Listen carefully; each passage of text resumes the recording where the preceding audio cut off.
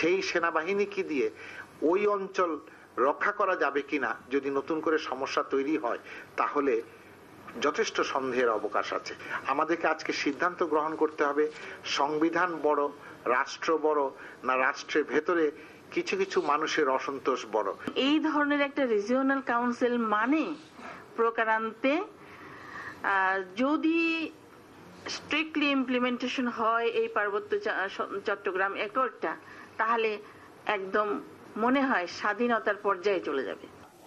প্রাকৃতিক সম্পদ ও ভৌগোলিক অবস্থানের কারণে ভারত ও আমেরিকা পার্বত্য অঞ্চল নিয়ে ষড়যন্ত্রে লিপ্ত, এমন অভিযোগ করে বিএনপি চেয়ারপারসনের উপদেষ্টা বলেন, ক্ষমতায় যাওয়ার শর্ত হিসেবে সেই ষড়যন্ত্র বাস্তবায়নে সহযোগিতা করছে সরকার। এই পার্বত্য চট্টগ্রাম এখন একটা ইস্যু বানানো হয়েছে। এখন পার্বত্য চট্টগ্রামের ইস্যু থেকে আমাদের নজর অন্যদিকে, আমাদের দৃষ্টি অন্যদিকে সরিয়ে নেওয়ার জন্য বিদেশি প্রভুদের গণতন্ত্র পুনরুদ্ধারের নামে মায়ানমারের সাথে যদি কোন রকম সংঘর্ষ ঘটিয়ে দেওয়া হয়, তাহলে আমাদের পক্ষে আমি আশ্চর্যান্বিত হব না। আজকে এই যে বার্মার সাথে যদি আমাদের সাথে একটা ঝগড়া লাগাতে পারে, লাভটা কার হবে? লাভটা হবে ইন্ডিয়ার এবং পাশ্চাত্য শক্তির। এছাড়া টিপাইমুখ বাঁধ নির্মাণ ও এশিয়ান হাইওয়ের নামে ভারতকে করিডোর দেওয়ার বিরুদ্ধেও প্রতিবাদ আন্দোলনে বিএনপি নেতৃত্ব দেবে বলে জানান তিনি। Faizullah Mahmud, NTV news, Dhaka. এদিকে খাগড়াছড়ির পানছড়ি উপজেলায় আজ বাঙালি ছাত্র পরিষদ আহত সকাল সন্ধ্যা হরতাল প্রত্যাহার করা হয়েছে। গতরাতে পরিষদের সভাপতি মোহাম্মদ আলমগীর কবির ফোনে জানান, খাগড়াছড়ির পানছড়িতে নাসিমা বেগম নামে এক বাঙালি মহিলা হত্যাকাণ্ডের সুষ্ঠু বিচারে প্রশাসনের আশ্বাসের প্রেক্ষিতে এবং জনগণের রমজানের কেনাকাটার অসুবিধার কথা বিবেচনা করে আজকের হরতাল প্রত্যাহার করে নেওয়া হয়েছে। বিএনপি চেয়ারপারসন বেগম খালেদা জিয়া সম্পর্কে কৃষিমন্ত্রী মতিয়া চৌধুরীর কটূক্তির প্রতিবাদে বিক্ষোভ সমাবেশ করেছে জাতীয়তাবাদী মহিলা দল। শুক্রবার বিকেলে নয়াপল্টনের দলীয় কার্যালয়ের সামনে অনুষ্ঠিত এই বিক্ষোভ সমাবেশে উপস্থিত ছিলেন দলের যুগ্ম মহাসচিব সেলিমা রহমান, মহানগর মহিলা দলের সাধারণ সম্পাদক শিরিন সুলতানা সহ অন্যান্য নেতৃবৃন্দ। এ সময় বক্তারা বলেন, বেগম খালেদা জিয়া সম্পর্কে অশালীন মন্তব্য করায় ক্ষমা চাইতে হবে কৃষিমন্ত্রী মতিয়া চৌধুরীকে।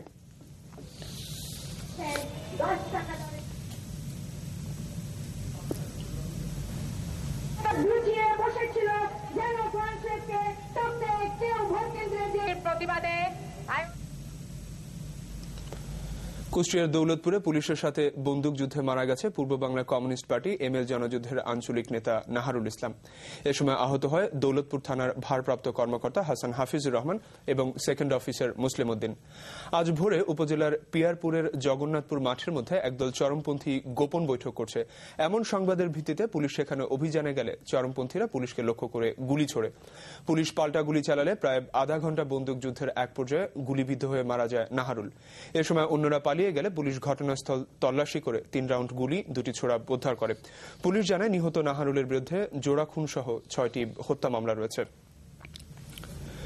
সিলেটে ছাত্রদলের বিবদমান 2 গ্রুপের সংঘর্ষে 20 জন আহত হয়েছে। এর মধ্যে গুলিবিদ্ধ 5 জনকে ওসমানী মেডিকেল কলেজ হাসপাতালে ভর্তি করা হয়েছে। পুলিশ জানায় আধিপত্য বিস্তার নিয়ে বেশ কিছুদিন ধরে ছাত্রদলের বিবদমান ইমরান এবং সোহেল গ্রুপের মধ্যে উত্তেজনা চলে আসছিল। এর জের ধরে উভয় গ্রুপই শুক্রবার সন্ধ্যায় নগরীর Shibganj Sonarpara blessing bells community সেন্টারে বৈঠক ডাকে। বৈঠক চলাকালে দলের সিনিয়র জুনিয়রের মধ্যে কথা কাটাকাটির এক পর্যায়ে সংঘর্ষ বাধে। এ সময় উভয় পক্ষই একে অপরকে লক্ষ্য করে গুলি ছুড়তে থাকে। এতে আতঙ্কিত ব্যবসায়ীরা দোকানপাট বন্ধ করে দেয়, ছুটতে থাকেন পথচারীরা। পুলিশ ঘটনাস্থলে পৌঁছে 9 জনকে আটক করে। এ সময় পুলিশের গাড়ি ভাঙচুর এবং সিলেট তমাবিল সড়ক অবরোধ করে রাখে ছাত্রদল নেতাকর্মীরা।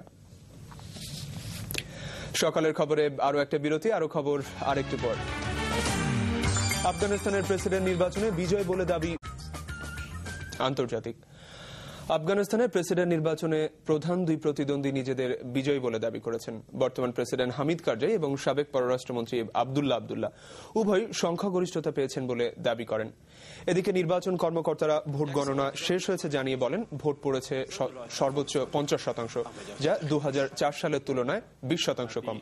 খুব শিগগিরই ফল ঘোষণার কথা বলেছে নির্বাচন কমিশন। তারা আরো জানায়, দেশ জুড়ে জঙ্গি হামলায় 11 জন মারা গেলেও আন্তর্জাতিক পর্যবেক্ষকদের কাছে ইতোমধ্যেই গ্রহণযোগ্যতা পেয়েছে নির্বাচন।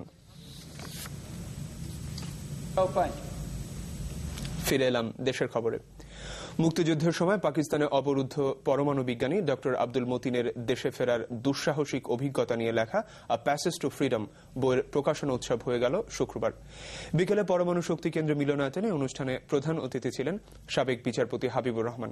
এছাড়া উপস্থিত ছিলেন অধ্যাপক জিল্লুর রহমান সিদ্দিকী, অধ্যাপক জামিলুর রেজা চৌধুরী, বাংলা একাডেমির মহাপরিচালক শামসুজ্জামান খান, কবি নুরুল হুদা সহ অন্যান্যরা। বইটি প্রকাশ করেছে অ্যাডন পাবলিকেশন।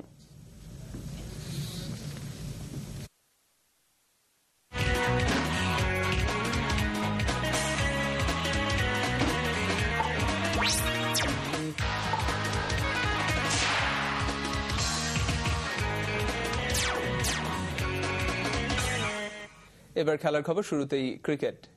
সিরিজ নির্ধারণী অ্যাশেজের শেষ টেস্টের দ্বিতীয় দিন শেষে শক্ত অবস্থানে আছে ইংল্যান্ড।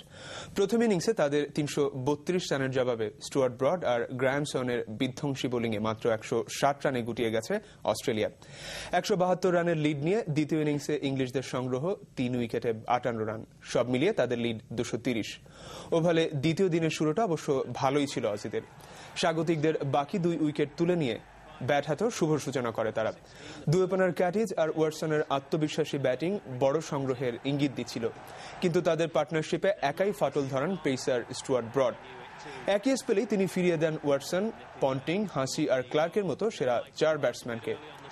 তবে এক প্রান্ত থেকে একাই লড়াই করার চেষ্টা করেন ক্যাটিজ, কিন্তু অজি লোয়ার অর্ডারে মরণ কামড় বসান স্পিনার গ্রাহাম সোয়ান।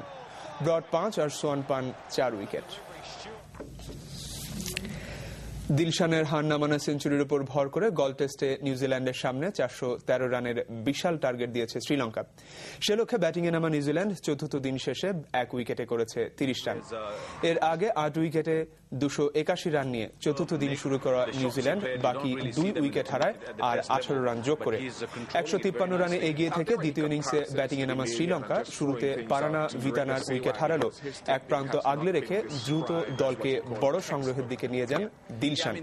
সেই সাথে তিনি তুলে নেন ক্যারিয়ারের ৯ম সেঞ্চুরি। শেষ পর্যন্ত দিলশান অপরাজিত থাকেন ১২৩ রানে।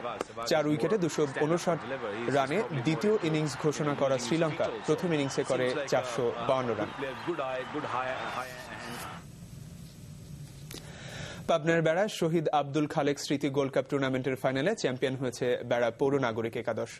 শুক্রবার বিকেলে শহীদ খালেক স্টেডিয়ামে ঢাকার মুগদাপাড়া সমাজ কল্যাণ ক্রীড়া সংঘকে ৩-১ গোলে হারান বেড়া পৌর নাগরিক একাদশ। চূড়ান্ত পর্বের এই খেলা উপভোগ শেষে বিজয়ী এবং বিজিতদের মাঝে পুরস্কার বিতরণ করেন যুব এবং ক্রীড়া প্রতিমন্ত্রী মোহাম্মদ আহাদ আলী এবং স্বরাষ্ট্র প্রতিমন্ত্রী অ্যাডভোকেট শামসুল হক টুকু।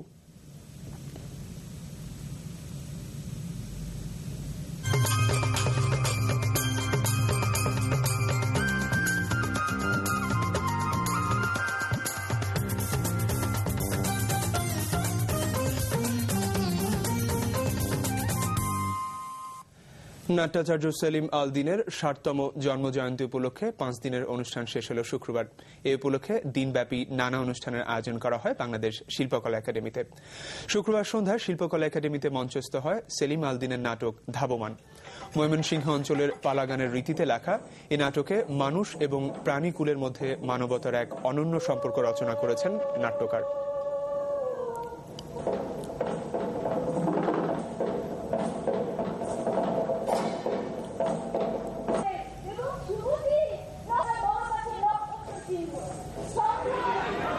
এদিকে নগরীর নটরডেম কলেজ মিলনায়তনে ২ দিনের জাতীয় নাট্যোৎসব এবং নাট্য কর্মশালা ২০০৯-এর শেষ দিন ছিল শুক্রবার। এতে রাজধানীর বিভিন্ন কলেজের শিক্ষার্থীরা অংশ নেয়। বিকেলে শিক্ষার্থী এবং প্রশিক্ষকদের মধ্যে পুরস্কার বিতরণ করা হয়।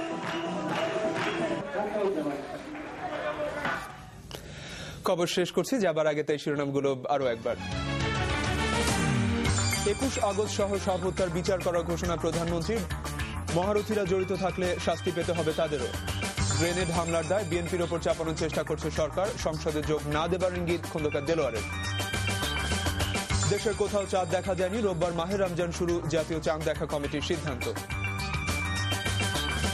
কাঁচামরিচ, বেগুন, ডিমের দাম বেড়েছে, রমজানের পণ্য কিনতে হিমশিম খাচ্ছে ক্রেতারা, শুরু হয়নি টিসিবির কার্যক্রম।